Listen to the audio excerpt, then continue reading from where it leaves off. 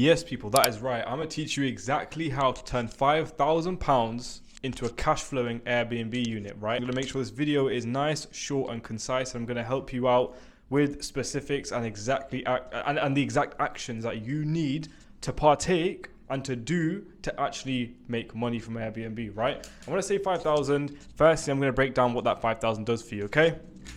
Your 5,000 will go into this. Number one, it will go into setting up your company, right? Setting up a company takes literally £12. You can set it up on Company's House. And your goal here is just make sure that you have something limited so that you can then make a company bank account, and it makes accounting a lot easier. When you make that much money, okay, you're going to be making a lot of money. So it makes sense that you have an accountant deal with your finances, and it makes sense that your finances are organized through a company bank account.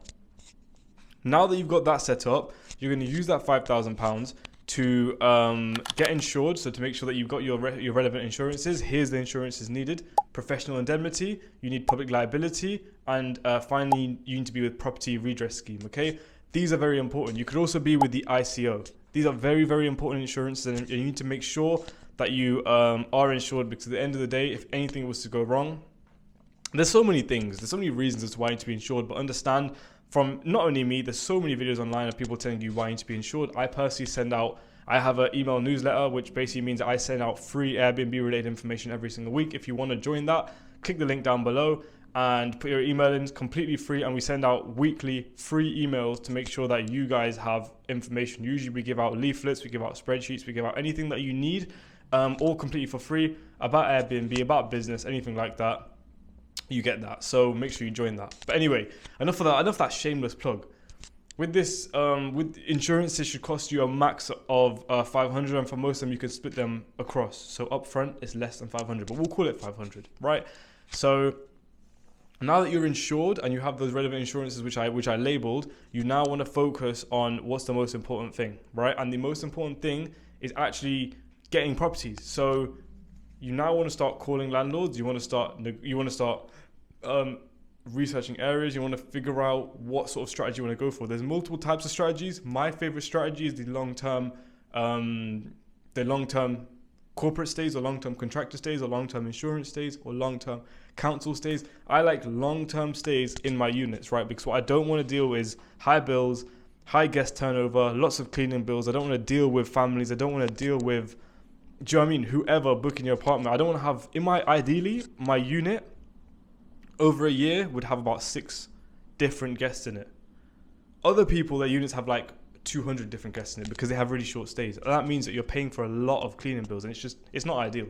But anyway, back on topic, we're going to focus on picking a strategy and find the best unit for that strategy. So if you want to go for a tourist strategy where you're getting those shorter stays but for higher nightly amounts, pick areas right next to local attractions. Anfield Stadium, for example. Maybe Wembley. Do you know what I mean? Maybe Buckingham Palace. Do you know what I mean? There's specific hotspots which you already know about. You can already think about in your head, which you might have even been to, that other people might even come to this country or might even travel from other parts of the country to go to, right? So stadiums are a great one. Throughout the whole year, there's something going on. In Anfield, there's football stuff going on. There's music stuff going on. There's charity. There's so much going on in Anfield. So like in that particular, even next to Anfield, you've obviously got the goods. Again, we don't need to go into the geography of Liverpool, but use your logic, right, and use what you already know to help your business decisions. Some people, they try to learn whole new skills and they make it really complicated. Don't do that. Use what you know and use that in your business decisions. So once you've picked a unit, you now want to speak to landlords and you want to make sure that you're negotiating and you're getting them on board with the company let, right? Because don't forget, you're not a tenant. No, you are a company looking to lease the property from the landlord and to let it out on a short-term basis. Now, when I say a short-term basis, that just means not on an AST contract. It means that you have guests, not tenants, and that's what you want to explain to the landlord. You want to get them on board with that, okay? And the reason I'm saying landlord, and the reason I'm not telling you to go buy properties is because we don't have much, right? You only have £5,000. What the hell can you buy for £5,000? Nothing.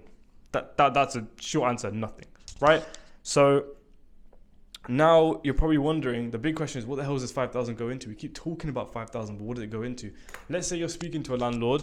He's happy with the idea. He's happy. Why am I saying he? he or she or they is happy for you to take the unit on, and it now gets to the point that you need to get it market ready. Chances are, if that person, that landlord, had the unit not as an Airbnb before, chances are it's only ready for single lets, which means like to families under ASTs.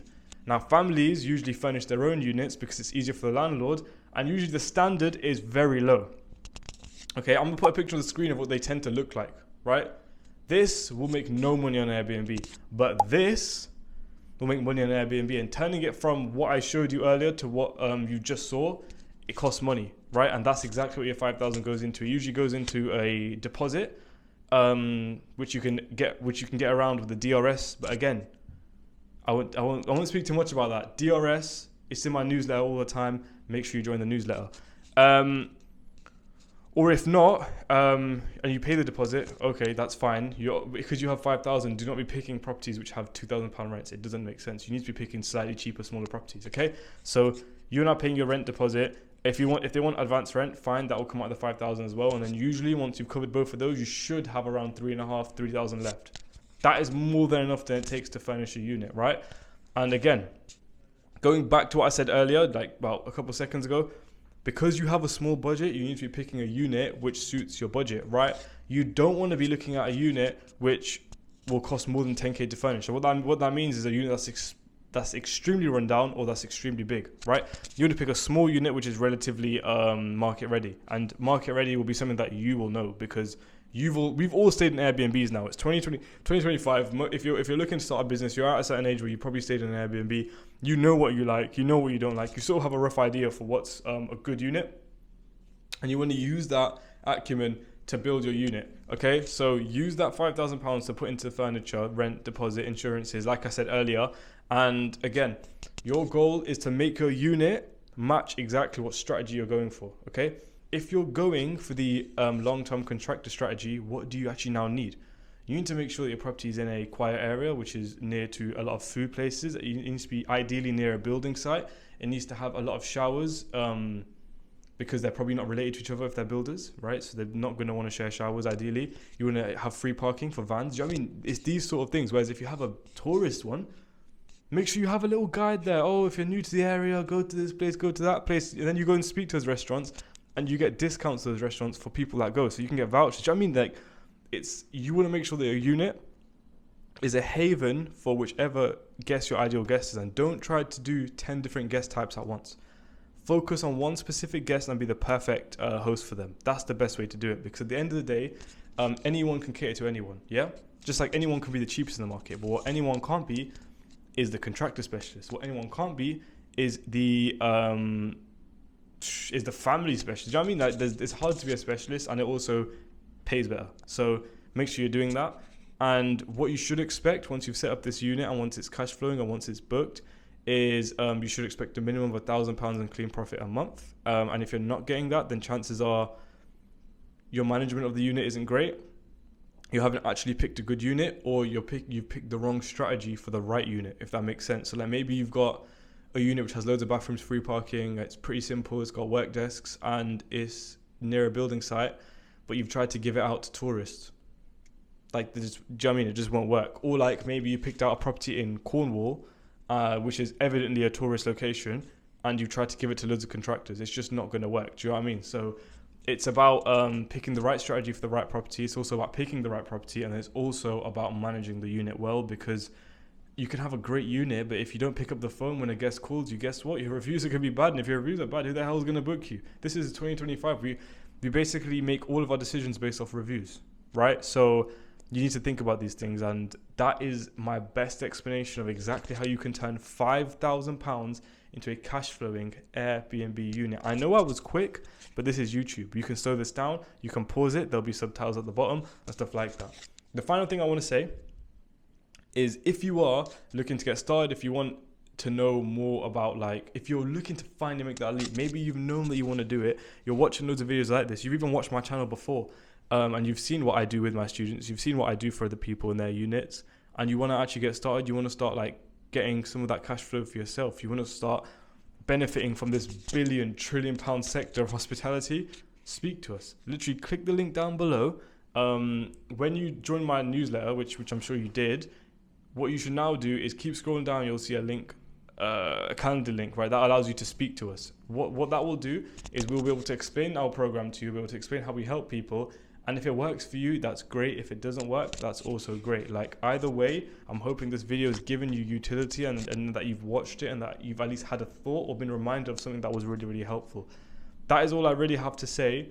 Thank you so much for your time. Have a good rest of your day.